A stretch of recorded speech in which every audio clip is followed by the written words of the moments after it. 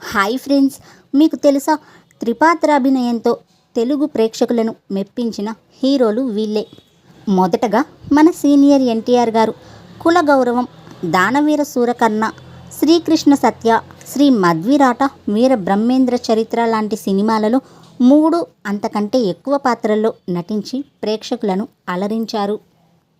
ఆ తర్వాత ఏఎన్ఆర్ గారు అక్కినేని నాగేశ్వరరావు గారు నవరాత్రి అనే సినిమాలో 9 పాత్రలు చేయడం విశేషం.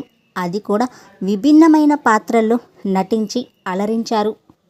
ఆ తర్వాత కృష్ణ గారు కుమారరాజా, రక్త సంబంధం, పగపట్టిన సింహం, డాక్టర్, సినీ యాక్టర్, బంగారు కాపురం, సిరిపురం మొనగాడు, బొబ్బిలి దొర లాంటి 7 చిత్రాల్లో ఆయన త్రిపాత్రాభినయం చేశారు.